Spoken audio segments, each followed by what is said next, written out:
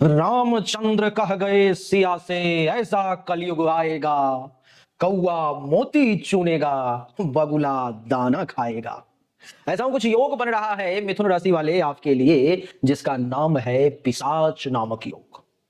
मैंने ये कहावत आखिर क्यों कही? कलयुग के अलावा हमेशा लगभग सभी युगों में ये जो योग है सो नकारात्मक परिणाम ही देता है।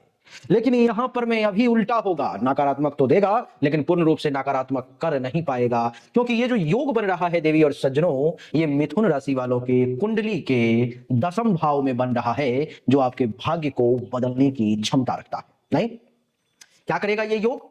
इस योग के बनने के कारण, और ये योग बना क्यों, तो ये कलयुग के जो राजा हैं राहु देवता और शनि देवता, इन दोनों की जब युति होती है तो ये पिशाच नामक योग का निर्माण होता है। देवी और सज्जनों, आइए समझने का प्रयास करते हैं कि आपको किस प्रकार से सोए हुए भाग्य को जगाने का ये काम करेगा पिशाच योग। मिथुन राशि वाले, इस विषय पर में चर्चा करते हैं। मिथुन राशि वाले, आपकी जानकारी के लिए बता दूं कि वैदिक ज्योतिष में पिशाच योग जो है सो एक विशेष संयोग के कारण बनता है, विशेष ग्रह संयोजन के कारण, कंजक्शन के कारण बनता है। शनि राहु की जब युति होती है तब इस योग का निर्माण होता है, जो युति लगभग संभव नहीं हो पाती, ये बहुत वर्षों के बाद इस समय में हो रही है। देवी और सज्जनों, दसवां भाव जो कि आपके कर्तव्य का है, आपके कर्म का है, कैरियर का है, मान सम्मान प्रतिष्ठा का है, पिता का है, पैतृक संपत्ति का है, इस भाव में ये पिशाच नामक योग का निर्माण हो रहा है। पिशाच योग बहुत कुछ देने और लेने में सक्षम है, एक एक करके समझते हैं। मिथुन राशि के लिए दसम भाव मीन राशि में आता है और मीन राशि में ही शनि राहु की युति भी है।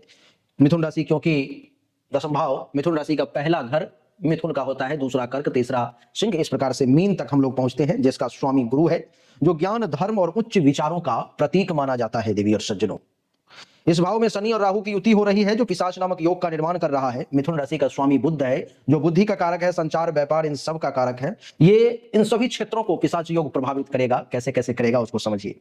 सबसे पहला, कैरियर में उतार चढ़ाव तो होंगे, लेकिन ये आपको स्टेबल भी कर देगा। कैसे? दसम भाव में शनि और राहु की युति कैरियर में स्थिरता लाएगा।